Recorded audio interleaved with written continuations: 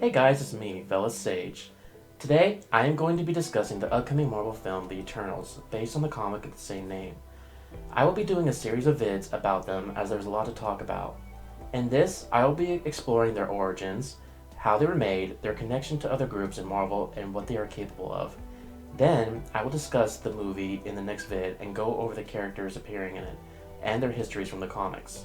So for those of you who are wondering who the Eternals are, let's get started. The Eternals made their first debut in July 1976. Created by the legendary Jack Kirby, they have played a major role in Marvel Comics lore. In 1970, Jack left Marvel to work at DC, where he wrote The New Gods, which had mythical and science fiction elements. Though he planned an ending for it, the series was cancelled. Then he returned to Marvel and wrote Eternals, which had similar themes to New Gods. Sadly, the series also was cancelled, leaving many unanswered questions. Over time, they would be brought into the main Marvel titles, and writers would add to the lore set by Jack, making them keystone to many future story arcs as well as the lore of the Marvel Universe. As it goes, the Eternals were created by the Celestials, a race of Titanic-sized armor-covered beings of immense cosmic power. The Celestials travel from world to world, performing experiments on the population while it is in its infancy, creating two branches from the main: the beautiful and godlike Eternals, and the monstrous Deviants, while they alter the main mortal branch so they can produce superpowered beings through exposure to radiation and certain energies, hence why Spider-Man gained his radioactive spider powers, and why the Hulk was created from gamma radiation instead of, well, dying. The Celestials also are responsible for the X gene, which gives mutants their powers, and we will go more into that in the next video. Now, the Deviants, as I said, are monstrous in appearance. Their rate of mutation far exceeds humans to the point that children rarely resemble their parents. They were capable of developing traits more beneficial than humans had, like strength, intelligence, and some even developed unique abilities. Sadly, the most basic positive emotions were also almost non-existent for them, even love between family. At times, it was even possible for a deviant to be born looking human, though they were often shunned, exiled, or even killed. Despite the extreme diversity of their race, they were highly antagonistic to non-deviant races. Coupled with their appearance, it gave rise to stories of ogres, trolls, and other kinds of monsters amongst humans. On Earth, there was a civil war between two brothers, Kronos and Uranos. The latter wanted to conquer the planet, but his brother Kronos believed in peace. Eventually, Uranos and his followers were driven off the planet, making their way to the planet Uranus, where they found an old Kree base. Using the technology there, they built a ship and weapons to return to restart the war. They were on their way back to Earth when they were attacked by a Kree ship, which had come to investigate a signal sent when their sentry had been destroyed on Uranus. Uranos and some of his followers survived and made their way to one of the moons of Saturn, Titan, while the Kree salvaged one of the bodies from the attack, and after dissecting it, realized how potent the humanity's genome was, which led them to traveling to Earth and creating the humans. Back on Earth, Kronos was believed to have died in an experiment, but was in fact now a cosmic entity with the power over time. His two sons, Zuras and Alaras, were candidates to lead the Eternals, and after discovering the Unimind, an ability which merges a group of Eternals into a singular entity, it was decided that Zuras would lead their people, while Alaris exiled himself in order to prevent another civil war. Eventually, he made his way to Titan. However, all the Eternals there were dead now, save for the daughter of Uranos, Suisan. A malevolent being called the Dragon of the Moon had influenced another war amongst the Titan Eternals, leaving Suisan as the only survivor. She and Alaris fell in love and built a new sea and repopulated it using cloning and genetic engineering. On Earth, the Celestials returned to inspect their work. Finding the Deviants had grown too numerous and were causing too much chaos, the Celestials killed the majority of them, which caused the sinking of Lemuria, Mu, and Atlantis. It was also around this time the Celestials imprisoned one of their own, Tiamat, the Dreaming Celestial, ripping his essence from his body and hiding him under the earth. Over the centuries, the Eternals would go on to protect and help humanity grow, often clashing with the Deviants who had survived the Celestials' massacre. They taught humans, and many of them would go on to be viewed as gods by many cultures. When the third host arrived, they forbade the other human gods from interfering in human affairs in order to allow their experiments to grow without outside influence. Seeing no choice, the Sky Fathers agreed, though they made plans to deal with the Celestials in the future. The Celestials chose Ajax to be their communicator, and he was put in suspended animation in the Temple of the Gods till the day the Celestials returned and the Eternals and Deviants made a truce not to interfere with the humans. When the Celestials arrived in the fourth host, they inspired fear and panic in the world, but no matter what humanity tried, nothing could stop the Celestials. Even Odin, in the destroyer armor powered by the life force of the people of Asgard, with Thor and the Eternals at his side, fell to the power of the space gods. It was only through the intervention of the elder goddess of the earth, Gaia, who, with the assistance of the goddesses of the other pantheons, had found 12 young humans who embodied the best of humanity and offered them to the Celestials as proof humanity deserved to live. The Celestials accepted and left the Earth. Back on Titan, things were far from well.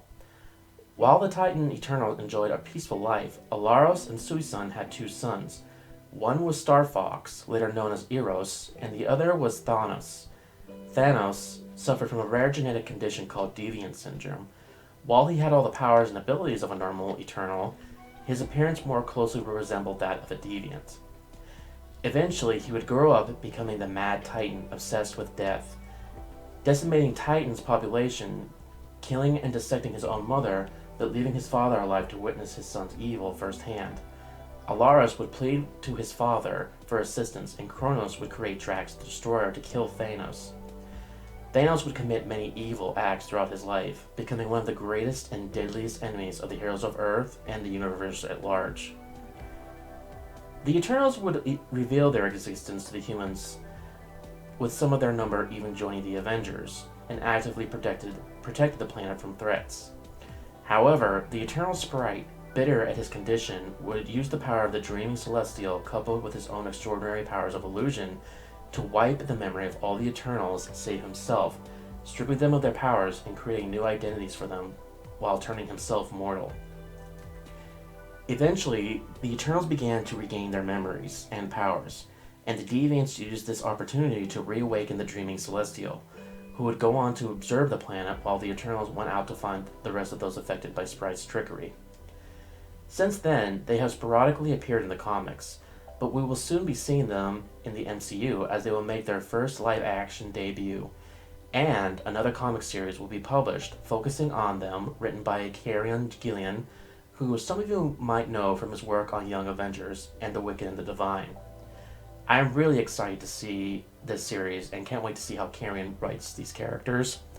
He did a very phenomenal job on The Wicked and the Divine, and if you guys know anything about that series, it's about, a group of people they believe themselves to be like reincarnated gods that happen like every generation, and they only have like 2 years to live. And it was even commented in an interview that this is kind of like the reverse, where instead you get a bunch of god like people who have like a short lifespan, you get a bunch of god people that have like a long lifespan, and seeing how like they deal with that and everything. And so yeah, it's going to be great to see that series. Now let's go on to their powers. At first glance, one would think the Eternals are similar to Superman in terms of abilities. While they do have some similarities, the way their powers work and how they gain them differs greatly.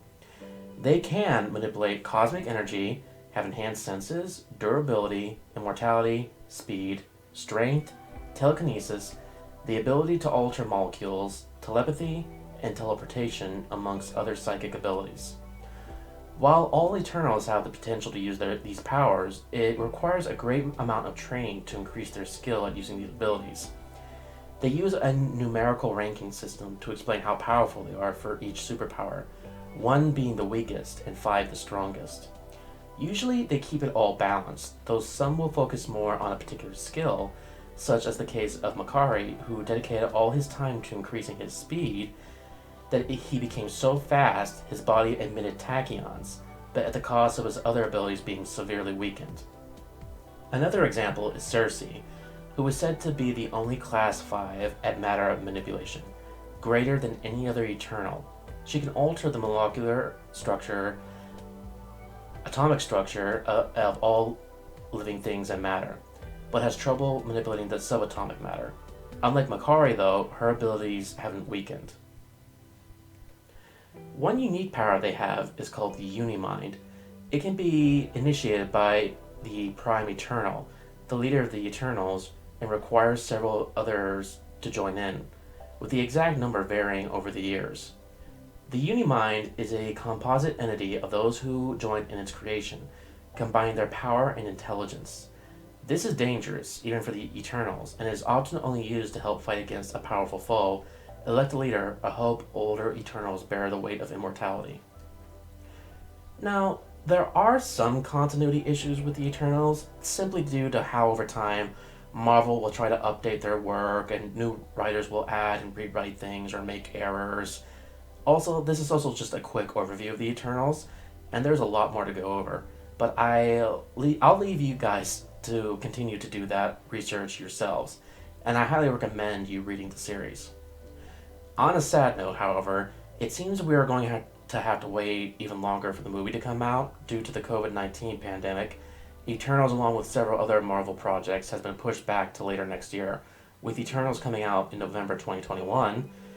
So far, those who are curious about this film, for those Eternal fans like myself, it seems we still have to wait. In my next vid, I will go over everything we know about the film, the characters and their actors, and how the Eternals could open the door for tons of new movies and plot lines for the future of the MCU. If you enjoyed this video, please subscribe and hit the notification bell.